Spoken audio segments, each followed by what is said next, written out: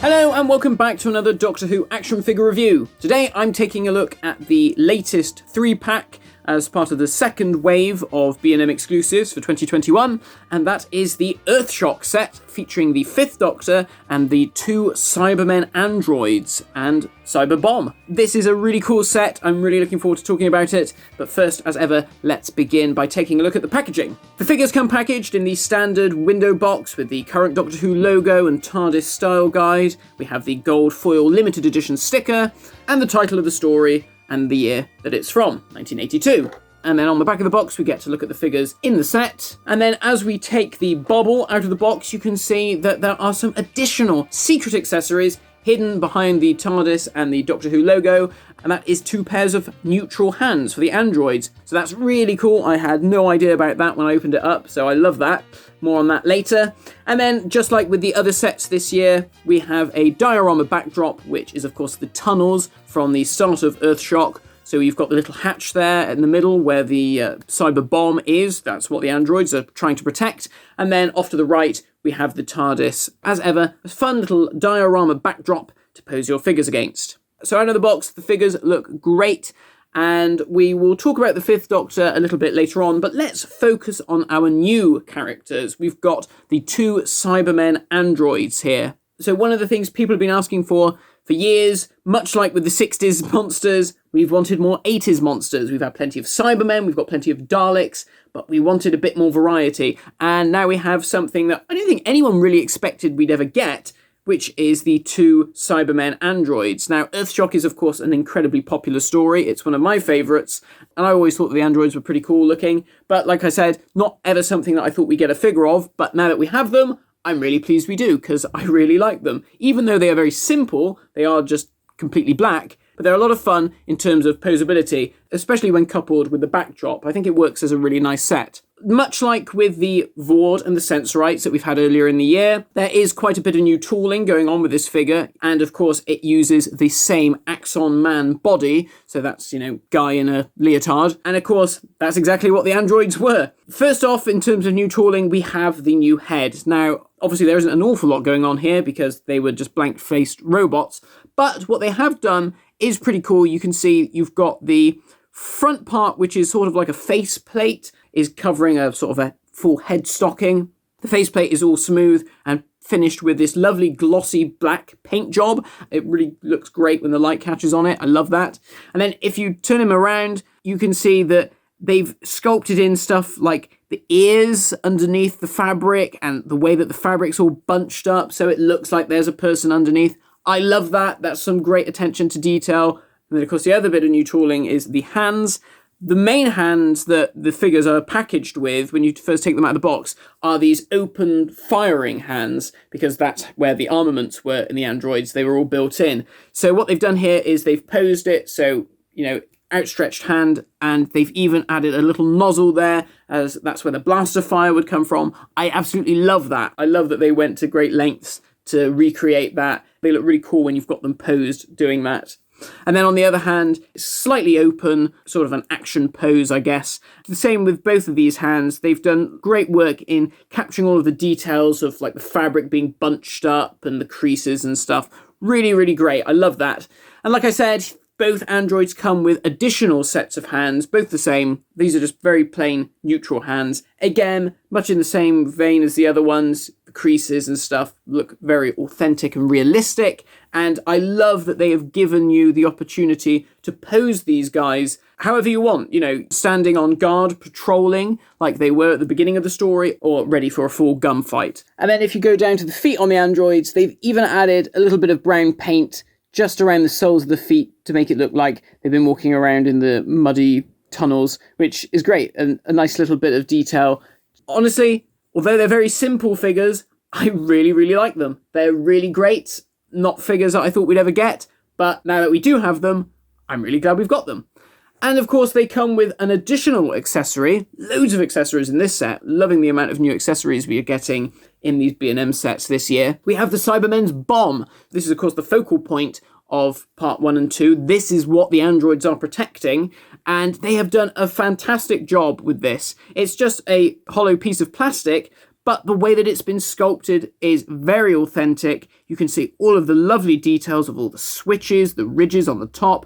They've done a phenomenal job here. All of the tubes and pipes keeping the two sections together. It looks great. They've added some paint decals with the red and black switches, and of course that very 80s digital display. And as far as I'm aware, I think these were actually a couple of alarm clocks. And this looks really good. You know, this isn't something that really needed to come with the set, but the fact that it's included makes it even better. And that's what I really love about this set, is you can recreate the cliffhanger to part one of that story. It's really, really great. Now, of course, one thing that should be worth mentioning is that in the actual episode, one of the androids is in fact a lady. And obviously with these figures, that isn't the case. They've obviously just used one male body because there isn't a female equivalent in the Doctor Who range. Now, that might annoy some people, but I think I can just about look past that. And anyway, let's move on to the fifth Doctor figure. One thing that I must mention before going forward is you will probably notice that my fifth Doctor doesn't have a stick of celery. And at first I thought, oh, that's pretty weird. Wonder why they missed that. And then I noticed on the back of the box, after I'd taken the figure out, that the fifth Doctor does have celery on the box. And as far as I am aware, the fifth Doctor figure is supposed to have his celery. I can only assume that someone at the factory forgot to glue the celery to his lapel. Had I have realised this, I probably wouldn't have opened the box, because I know that figures with errors, particularly brand new in packaging, are quite sought after by certain collectors. But never mind, so I will be tracking down another one of these sets because I want to get Peter with his proper celery. Anyway, back to the figure in hand. So this is a re-release of the Fifth Doctor in his season 19 costume, very much in the same vein as the Fifth Doctor that we saw last year that came with the TARDIS, except this time he doesn't have his hat. And they've done a really good job, the paint apps and everything. You know, it has the more accurate colouring like the previous one did. So the jumper has the brown, red and black on it. He doesn't have the red on his shirt anymore. The button, that's now white like it should be. Everything else is still the same, you know, the question marks. The jacket is made in the same way as the previous version as well, not painted like the older versions. It's been cast in the beige colour, which I really like. And all of the applications of the paints for the piping look great as well. Again, no paint apps for the buttons or anything, but moving to the head, again, really great, exactly as we've seen it before. But this time, slightly darker washes to the hair. You know, it just really brings out the sculpt. The real difference here is, of course, this version of the Fifth Doctor has a lot of black over his shoes, trousers, and up his sleeve and on his back. And at first I was like, well, that's a bit weird. That doesn't happen in the story.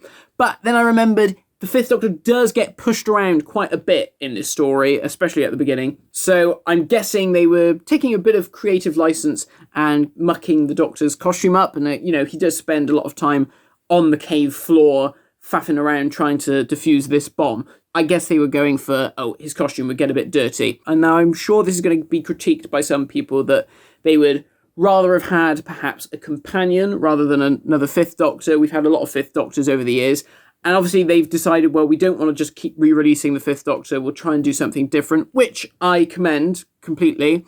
But of course, you have to understand that the way that the budgets work and everything, we can't just keep getting brand new tooled figures. And if you think about it, a figure like Adric or Nyssa or Tegan would require completely new tooling, not just a head swap.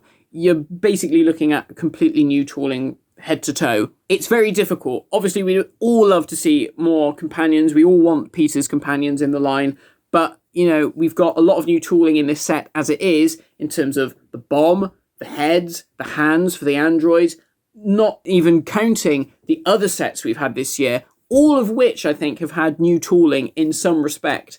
I can understand why people might be disappointed, but at the same time, I think we just need to be quite realistic with what we're getting. And honestly, we've done very well this year, and actually we've done really well for this set, because I love the androids, I love the bomb, I love the whole setup of this set. Like I said, with the backdrop, I think it really works as a set. So honestly, I'm really pleased. And like I said, I will do my best to try and track down another one so I can get Peter with his proper celery. So in terms of articulation for the Fifth Doctor, it's the same Fifth Doctor that we've seen before, so it's all the standard articulation. Articulation at the head, but much like with all the other Fifth Doctor figures, the joint here is very tight. The shirt rubs against the neck piece, so if you do try and twist the head, it does actually scratch the paintwork off here, so I'm not going to do that, but you can turn it should you wish. We have articulation at the shoulders, then at the biceps, elbow and wrists, at the waist as well. Slightly hindered by the coat's getting in the way, but there is slight articulation there. Articulation at the hips to move forward and out to the sides. You have a joint at the thigh here, they can do 360s, and then pivots at the knees, so the knees can bend. So it's all the standard articulation of the earlier classic series figures. And then moving on to the android, like I said, both androids are exactly the same, so I'll just do the articulation on one. Articulation at the head can go 360. You've got the shoulder joints, which can swivel all the way around and come out to the side. You've got articulation at the bicep, at the elbow, so they can pivot up and down. And of course, articulation at the wrists. And like I said, the hands are removable and they pop out very easily, like that. You have articulation at the waist, again, doing 360s. Articulation at the hips. Here you can even hear it. That's the hip joint sort of rubbing a little bit there, so you may not want to push that too far. And then you've got articulation at the thigh, and of course pivots at the knees so they can go up and down. So that's it from me. I really hope you've enjoyed this review, and it's great to see some new 80s monsters coming into the line. And stay tuned for my next review, which will be the second 3-pack, which is the 5 Doctors set. So see you soon for that. Thanks again for watching. See you next time. Bye-bye.